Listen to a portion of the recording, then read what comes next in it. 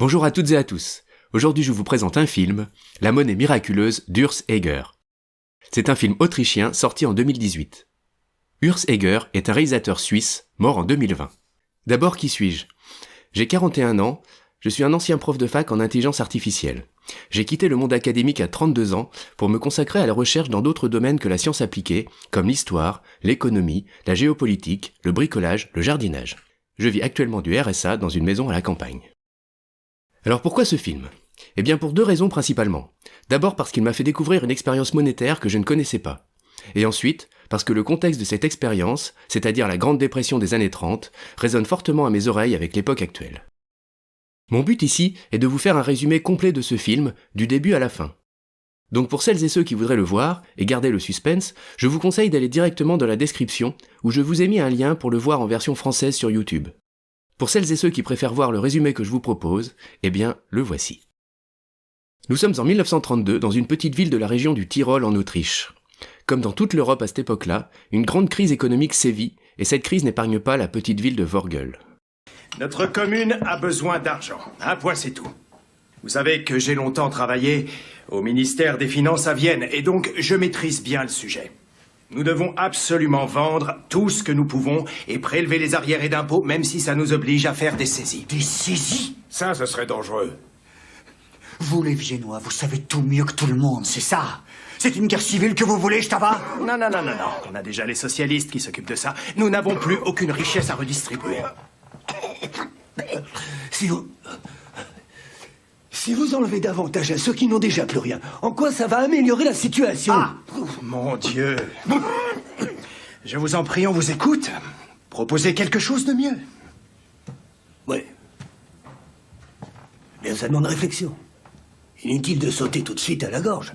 Le chemin le plus simple n'est pas toujours le meilleur. Une faillite est une faillite, Unter Guggenberger. Vorgel est contrainte de déposer le bilan, tout comme Kirchbichel et Hering et toutes les autres communes qui sont aux alentours. Financièrement parlant, Vorgel n'a plus aucune valeur. Et tous les habitants, alors ? Ils en ont de la valeur. Ce sont tous nos voisins, nos amis. On n'a pas le droit de les laisser tomber. Entièrement d'accord, Michael. Et si c'était toi, Michael ? Quoi ? Comment ça, moi ? Oui. Présente-toi comme bourgmestre.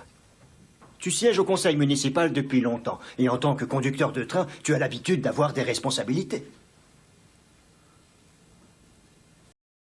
Michael Unter Guggenberger, un conducteur de train encouragé comme on le voit par le conseil municipal dont il fait partie, va devenir maire de la ville. Enfin, bourgmestre, comme on dit là-bas. Cet homme prend vraiment son travail à cœur, et il cherche tous les moyens de sortir sa commune de la panade.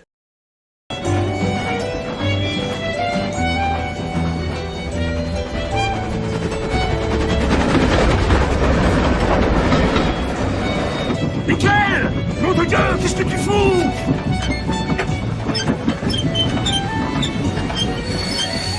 Qu'est-ce que t'as dans la tête? Tu rêves ou quoi? Tu viens de dépasser la gare! Je crois que ça pourrait marcher. Quoi? Je crois que ça pourrait vraiment marcher. En fait, qu'est-ce que l'argent ? Un moyen d'échange. Et qu'est-ce qu'un moyen d'échange ? Un accord entre deux parties. Il suffit que nous décrétions tous ensemble qu'un bout de papier a de la valeur. Michael, qu'est-ce que t'es en train de nous raconter, là ? Eh bien que l'argent en lui-même n'a aucune valeur. Et alors quoi ? Et alors quoi ? Il suffit d'y croire, c'est tout. Nom de Dieu, Michael, sois un peu plus clair. On fabrique notre propre monnaie. Notre propre monnaie. Comment tu fais ça ? C'est n'importe quoi. Tu vas nous la chier. C'est pourtant la seule alternative qui nous permettra de ne rien prendre à personne. Nous avons les matières premières, les machines, la main-d'œuvre. Alors, pourquoi l'usine doit s'arrêter de tourner ? Parce qu'il nous manque ce ridicule moyen d'échange. C'est une idée totalement insensée. Pourquoi ? Parce que c'est impossible. Au contraire, c'est un peu plus simple. Non, ça ne l'est pas. Pourquoi ? Parce que c'est illégal. Non mais, qui voudrait s'y opposer si ça aide toute la communauté ? Est-ce que tu as déjà entendu parler du monopole bancaire? Oui.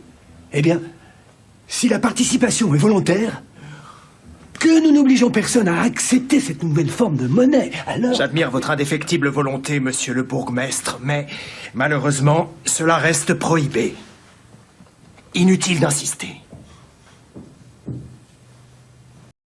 Mais évidemment, ce têtu bourgmestre va insister. Et pendant que le bourgmestre et son équipe travaillent à cette solution monétaire, d'autres proposent une solution politique différente.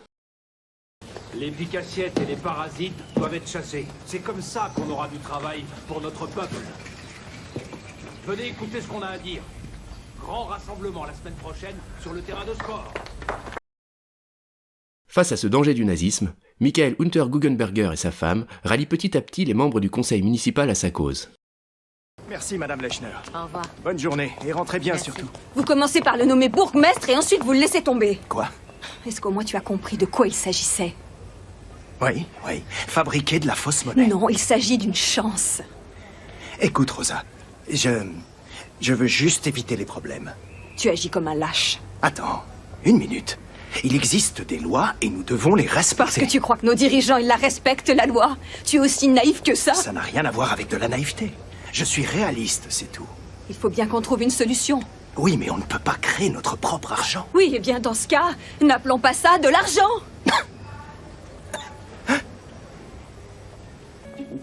Je vous en prie. Monsieur le bourgmestre, si vous persistez dans votre projet, Vous devrez me dénoncer, oui, j'ai compris. Attendez. Si c'est vraiment ce que vous voulez faire... Je favoriserai la montée du nazisme, mais vous savez quoi? Je m'en fous. Auriez-vous l'amabilité de me laisser finir mes phrases? Allez-y. Bien. Si vous souhaitez sérieusement aller au bout de ce projet, il est absolument hors de question que nous appelions ça de l'argent. Shtava, je savais que tu avais du cœur et de l'esprit. Depuis quand est-ce que nous nous tutoyons? Depuis que tu as commencé à dire nous. Et voilà pour vous. Vous n'aviez pas dit qu'imprimer de la monnaie était prohibé? Nous n'imprimons pas de la monnaie. Nous imprimons... Nous imprimons des certificats de travail. Je comprends pas. Tu veux qu'on pactise avec l'ennemi maintenant? On n'est plus dans ces clivages gauche-droite, Hans. On doit avancer tous ensemble. Et combien est-ce qu'on en imprimerait? Eh bien, seulement de quoi combler le déficit budgétaire de la commune.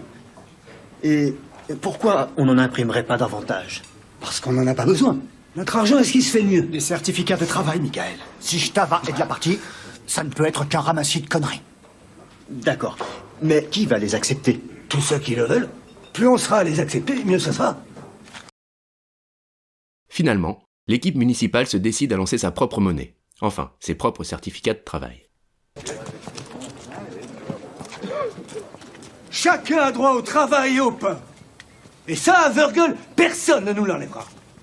C'est pourquoi le conseil municipal a décidé à l'unanimité d'attribuer les travaux d'urgence. Et ces travaux seront payés avec ceci.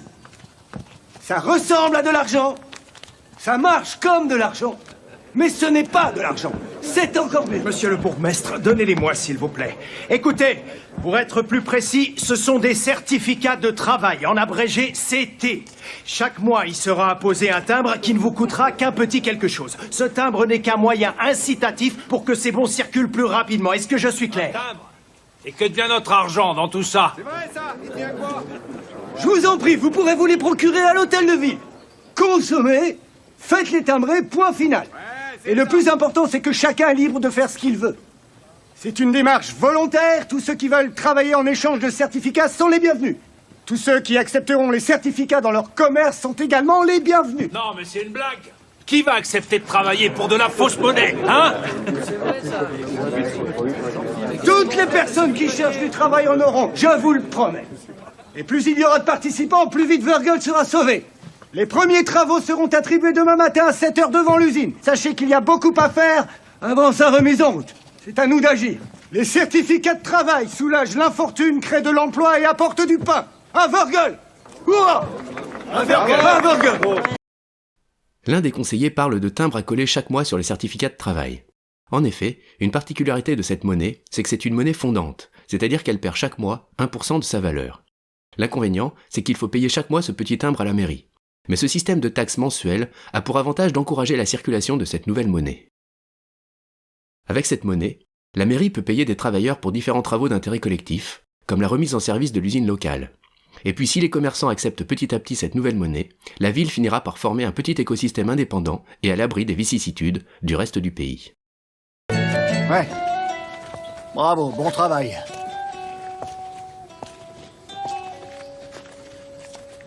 Et tu peux me dire ce qu'on a avec ça maintenant? Hé les gars, allons voir. Ouais, on te suit. Ça va nous faire du bien une petite bière. Ah ouais? Salut, fini. Bonjour. Tu prends ces trucs-là chez toi? Laisse-moi voir. Louis. Dans mon souvenir, ça ressemble pas à ça, l'argent. D'après ce qu'ils disent, c'est mieux que l'argent. Soulage la fortune, crée de l'emploi et apporte du pain. Ça vient de qui, cette idée? Notre conducteur de train. Et depuis quand il est poète, celui-là? Bon alors, fini. Quoi, tu nous les prends ou pas? Allez, donne-le-moi ce bout de papier. Asseyez-vous donc par là. Malgré la volonté du bourgmestre, la monnaie locale met un peu de temps à entrer dans les mœurs. Tiens, regarde. Tu serais prêt à soigner les gens en échange de ça? Oh, tu sais, moi je travaille déjà pour du jus de sureau ou des chandails. Écoute, Michael, je m'inquiète sérieusement pour tes poumons. Tu devrais aller en cure thermale. Commençons par notre ville, hein, on verra après. Ouais, bonne soirée. Et sinon, t'en penses quoi? Et qu'est-ce que j'ai en échange? Tu peux avoir du jus de sureau ou des chandails. Dans ce cas... Mais je vous assure que ce n'est vraiment pas le moment de faire des économies. L'argent, ou appelez ça comme vous voulez, appartient au peuple. Et ce n'est qu'à cette condition que cela peut faire une différence. Mais tu ne vois pas que les gens commencent à paniquer? Il faut qu'ils puissent acheter des choses avec ces certificats. Seulement 2 magasins nous soutiennent. 2. L'aubergiste et ta femme. Comment sortir de cette misère? Nous savons déjà que ce ne sera pas par la force, mais par la foi. Elle peut déplacer des montagnes, même des montagnes de dettes. La foi en Dieu Tout-Puissant. Mais aussi, et c'est là le message de notre Seigneur Jésus-Christ, par la foi en la bonté de l'homme, par la foi en la bonté de tous les hommes, qu'ils soient chrétiens ou non. Acceptez le drôle d'argent de notre bourgmestre. Ça vaut la peine d'essayer. Amen.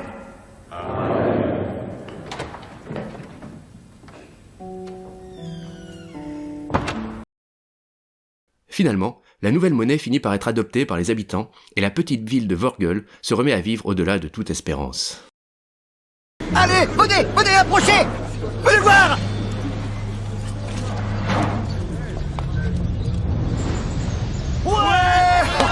Musique. Félicitations. Comment se fait-il que les certificats circulent aussi rapidement?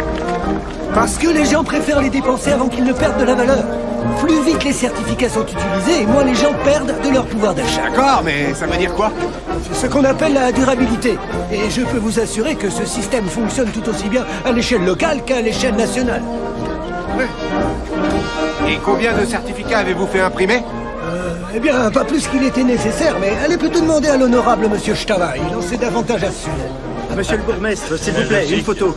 Devant l'usine. Oui, c'est ça. Ouais, Lenk. Lenk, venez par là. Le bourgmestre au milieu. Merci. Vous êtes prêts? Attention. On est prêt. Ah, ces tyroliens. Ils utilisent une monnaie locale? Il n'existe aucune monnaie locale. Ils facilitent son expansion. 10 autres communes suivent déjà leur exemple, officiellement. Et probablement plus à l'heure qu'il est.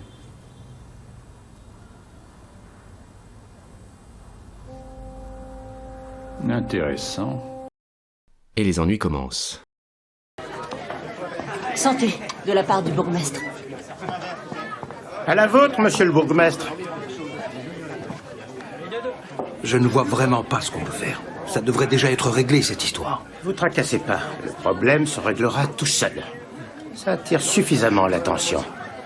Quand la presse aura eu vent de toute cette histoire, croyez-moi, ça va faire des vagues. Ouais. Ils vont devoir affronter des adversaires coriaces. Le gouvernement. Les banques. Comme cette monnaie locale est garantie par des shillings officiels déposés à la caisse d'épargne locale, les gens peuvent échanger leur certificat de travail contre des shillings à tout moment. Un seul citoyen de Vorgel fait cette démarche, ce qui ne va pas arranger les affaires de notre bourgmestre. Tu sais que tu es le premier à faire cette démarche. Oui, j'en suis très honoré. 1, 4, 10, 15... Ça faisait longtemps qu'on n'était pas dans le vert, avec tous ces journalistes qui viennent et aussi tous les touristes. C'est quand même dingue comment un si petit village peut faire parler de lui aussi vite. Oui. 1, 2 et 3 qui font 20, voilà pour toi. Tu sais, Unterguggenberger, tout est question de pouvoir. Les riches, les pauvres, toi, moi, et c'est tout à fait naturel. Mais à la fin, c'est toujours le plus fort qui gagne. C'est pas le plus courageux. Non, il finit par céder. Le bras de fer entre Vorgel et la Banque centrale commence. Monsieur le bourgmestre, vous avez une lettre recommandée. Suzanne ? La Banque nationale. La Banque nationale nous ordonne de cesser immédiatement ce qu'elle considère comme un délit grave. Je crois pas. Et en cas de refus de notre part, la Banque nationale se réserve le droit d'intenter une action en justice contre la commune et son représentant, à savoir le bourgmestre Michael Unterguggenberger. On a réussi à remettre l'usine en route. C'est pas possible. Ils ont pas les yeux en face des trous. Vorgel est un paradis. Je dirais plutôt une oasis. On va rien arrêter du tout. Sûrement pas. Oui, on a des gens de tout le pays qui viennent nous rendre visite, sans compter les journalistes qui boivent pour 2. Mon père. D'accord. D'accord, vous avez ma bénédiction. Georg ? C'est vrai qu'il serait totalement irresponsable de laisser tomber notre projet maintenant. Surtout en ces temps difficiles. Je dirais même que c'est notre fichu devoir de continuer. Alors nous devons faire vite. Nous allons inviter les bourgmestres. Quel bourgmestre? Tous. Mais nous n'allons pas les inviter ici, mais à Vienne. Si nous ne pouvons pas sauver le monde, nous devons au moins essayer de donner l'exemple. Ça, c'est bien parlé. Nous allons essayer de donner l'exemple. Le film se termine sur le procès de Michael Unterguggenberger. Procès mémorable, dont personne ne se souvient. En tout cas, perso, je ne connaissais pas cet événement historique. Vous allez voir qu'il a peut-être servi d'exemple pour calmer les ardeurs de certaines initiatives monétaires par la suite. Nous avons la possibilité de reconstruire nos villages, nos communes, nos villes. Mais pour cela, nous devons être prêts à accepter une idée nouvelle et travailler ensemble, pas les uns contre les autres.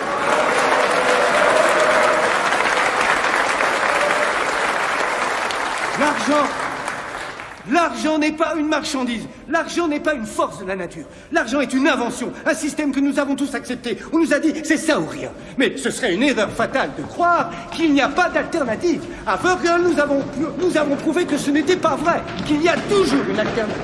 Non mais qu'est-ce qui se passe? Ce rassemblement est terminé. Qu'est-ce que ça veut La dire? salle doit être évacuée. Quiconque résistera sera immédiatement arrêté. Qu'est-ce que vous faites? J'ai le droit de m'exprimer, bon sang. Évacuez la salle immédiatement. Laissez ces hommes tranquilles. Vous n'avez pas le droit de ça. Arrêtez. Ça, la liberté d'expression, les droits de l'homme, vous connaissez. Nous sommes en démocratie. Pas dans une dictature. Je vous interdis de violenter. Et si nous déclarions Vorgel État libre, avec son propre système monétaire et tout ce qui s'ensuit? Ta combativité est remarquable, Michael. Mais tout d'abord, nous devons tout faire pour t'éviter le pire. À Rome, le pape a bien son propre État. Alors pourquoi ne pourrions-nous pas faire la même chose pour Vorgel? Tout ce qu'ils veulent, c'est t'enfermer, Michael. Te voir derrière les barreaux. Voici la liste de ce qu'a engendré cet éventuel délit. Des ponts, des routes, des canalisations, une école et une usine réhabilitée. Regardez bien ces photos. Elles ne sont pas truquées. C'est à cela que ressemble Vurgel aujourd'hui. Objection, Votre Honneur, pour les raisons déjà mentionnées. La presse internationale attend avec impatience l'issue de ce procès inhabituel. La Banque nationale autrichienne accuse le bourgmestre de la commune tyrolienne de Vurgel d'avoir enfreint la loi sur le monopole des billets de banque. Michael Unterguggenberger a mis en circulation ses propres billets et a ainsi réhabilité avec beaucoup de succès sa commune, alors au plus mal. Son système consistait... Dépensez-la vite, votre fausse monnaie. Parce que bientôt, elle vaudra plus rien. Je pourrais pas un peu la fermer pour une fois, Tony? Estimez-vous heureux de pas tous vous retrouver devant le tribunal. Servant une autre. Qu'est-ce que vous croyez? Les habitants devaient se rendre au bureau municipal pour y acheter un timbre qu'il fallait apposer dessus. Monsieur Unterguggenberger, vous avez déclaré prendre l'entière responsabilité de cette expérience monétaire. Est-ce exact? Objection. La formule expérience monétaire est trompeuse. Accordé. Vous avez déclaré prendre l'entière responsabilité de l'expérience dont il est question devant ce tribunal. Oui, c'est exact. Est-il exact que vos soi-disant certificats de travail sont également acceptés pour le paiement des impôts locaux? C'est exact. Et vous nous dites que votre expérience se résume à une simple affaire de troc. Il n'y a aucune obligation d'accepter ni aucune réglementation particulière. Mais n'est-il pas exact que ces certificats de travail peuvent être convertis en argent réel, et cela à tout moment? Un seul de mes concitoyens a fait usage de cette possibilité. Mais ce n'était pas ma question. Répondez à la question, je vous prie.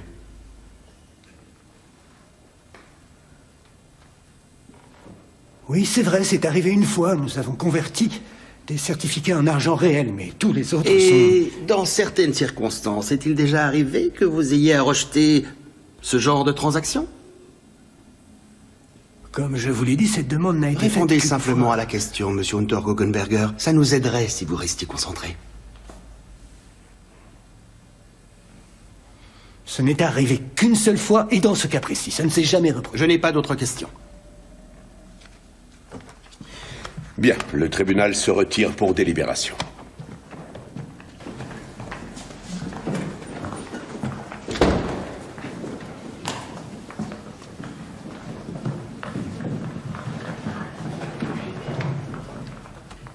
Monsieur Unterguggenberger, veuillez vous avancer.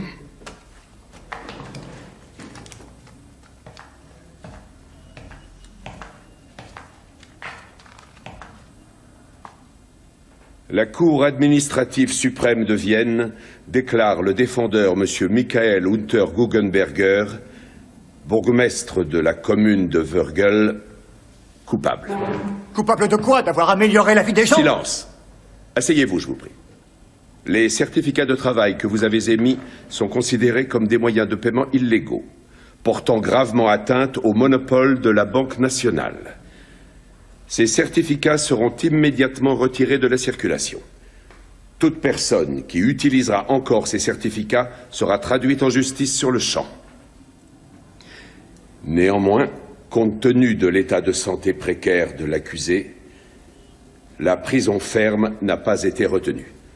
La peine a été commuée en liberté conditionnelle. Monsieur Michael Unterguggenberger est démis de ses fonctions et de son vivant. Toute activité politique lui est strictement interdite. Le procès est donc clos. Monsieur Unterguggenberger, allez-vous quand même continuer à émettre vos certificats de travail? Que pensez-vous de cette décision qui a été prise? S'il vous plaît. Aujourd'hui, la misère n'a pas été envoyée par Dieu, mais décrétée par une décision humaine aberrante. Merci. Monsieur Unterguggenberger,